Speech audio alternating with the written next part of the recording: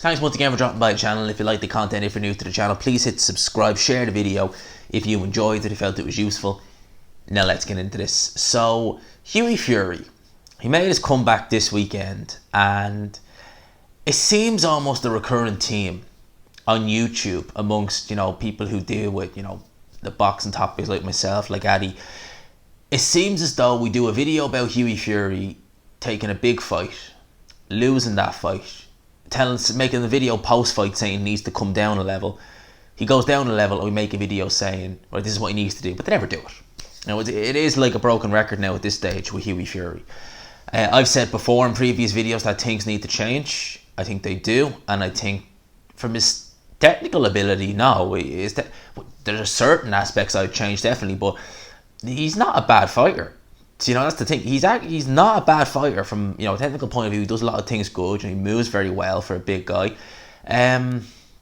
He just lacks that aggression. And throughout this fight on Saturday against that Pavel Sauers guy, who, although he doesn't have a record as a journeyman, let's face it, he's a journeyman in training. That's what we'll call him. He's a journeyman without the record. Because although he only had 2 losses, 3 now, essentially he's a journeyman, basically.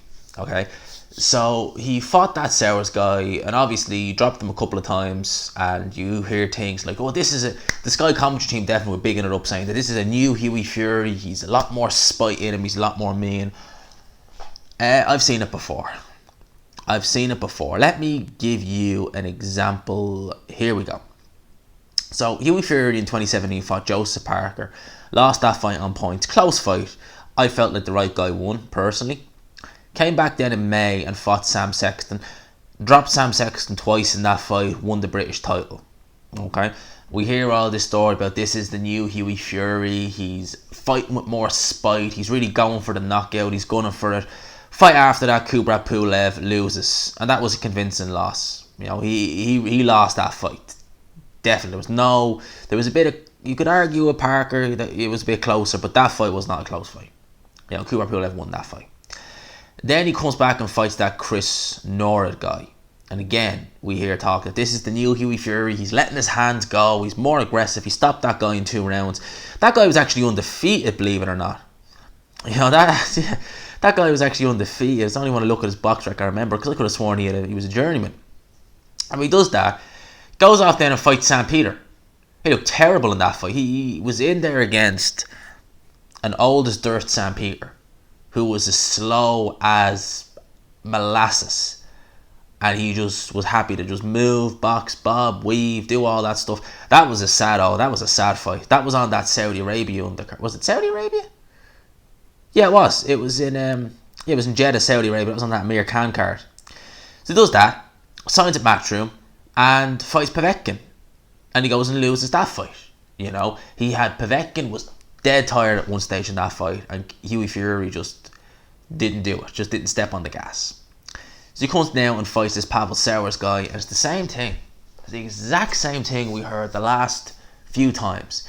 This is a new Hughie Fury, the more aggressive, more spiteful Hughie Fury.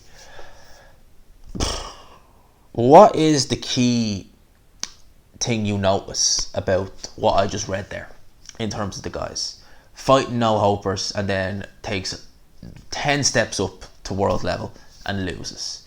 When he comes back down to sub-British level. Even though he beat Sam Sexton for a British title, Sam Sexton was over the hill, well over the hill in that fight. And even then, he was never that good to begin with. So, Hughie Fury doesn't even go to British level. He goes to, area level, English level, when he makes the step down. You can't just go to area level and then jump straight to world level and expect things to be okay. This is a man who's never fought for Europe. This is a man who, would you even say he's fought, because he's fought top 10 heavyweights. Has he ever fought someone from top 20, like in the top 20, so someone from 20 to 10? Has he ever fought someone like that? No, he hasn't. He's not fought for a European title. He's won a British title against Sam Sexton. Sam Sexton of all people. No. They're doing it all wrong. The way Hughie Fury's been managed, and this isn't a fighter with a problem yet. I don't want to be overselling that. This is just my 2 cents on this. And this is, like, I suppose, in a way it's a fighter with a problem, but in a way it's not. I'm not going to call it that. But what are they doing with him? He's been managed shockingly. I don't know if he looks different in the gym or what way it is, but for someone of Hughie Fury, because I don't think Hughie Fury has the confidence of a Tyson Fury. Maybe someone like Tyson Fury, and Tyson Fury is just more talented than Hughie Fury as well, which has a lot to do with it. But someone like Tyson Fury, we've seen it. Well, like he basically did. If you think about it, he fought Saphir, he fought Pianetta. Both guys were obscure fighters, and then jumped straight to world level against not just the top 10, a top 5, top 3 heavyweight, one of the best heavyweights in the world, against Deontay Wilder in the first fight. And look what he did.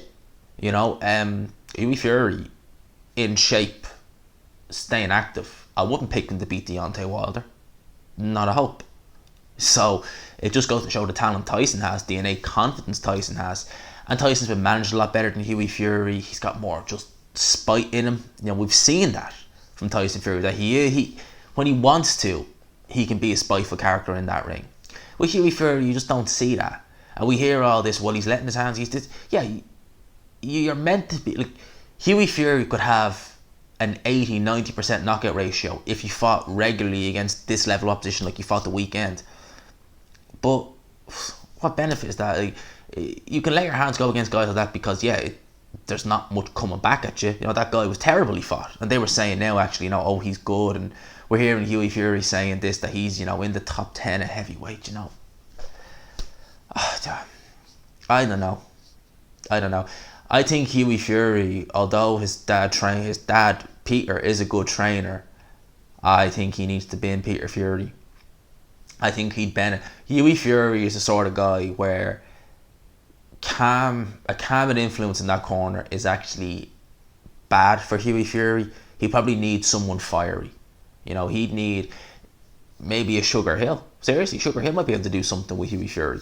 He needs someone who's going to get him a bit more spiteful and just not have it so calm in the corner, because Hughie Fury is just such a calming person anyway, and just maybe not the sharpest tool in the box, that having someone like Peter who's going to just kind of, it's all right, it's good, and just, stick on the back foot, it's not going to be beneficial to him in the long run.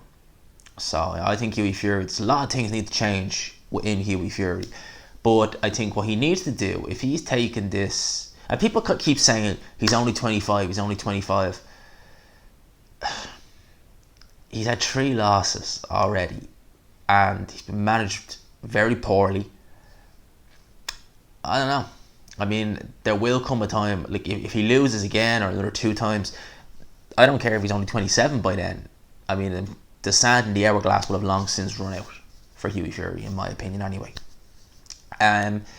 Looking to him in a whole, what I think they have planned for him is I think they are going to stick to what they're saying and keep him fighting a low level opposition, probably bringing it up a little bit, as they go along. I definitely don't think they're going to try and stick him with anyone at world level. I think the plan for Hughie Fury would be to fight either Bakoli or Hrgovic. Probably Hrgovic. I think they are lining Filip Hrgovic up to face Hughie Fury. That's what I think. I'd be picking Filip Hrgovic every day of the week to beat Hughie Fury. Don't know if he'd stop him. But I think Hrgovic would beat Hughie Fury. In my opinion, anyway. I could be wrong about that. But those are my thoughts on this. Let me know yours down below. These are just some thoughts I have about the whole situation. Let me know what you think down below. Do you think that Hughie Fury, am I underrating Hughie Fury's ability? Am I right in a sense when I say that he shouldn't just go from the Southern area level just to, world level? I think that's very silly to do, especially coming off losses, so soon after losses, what I mean as well. I think it's very silly. So, those are my thoughts on this. Let me know what your thoughts are down below. I hope you enjoyed this video. If you did, please leave a like, subscribe, of course, if you are new. And as always, I will talk to you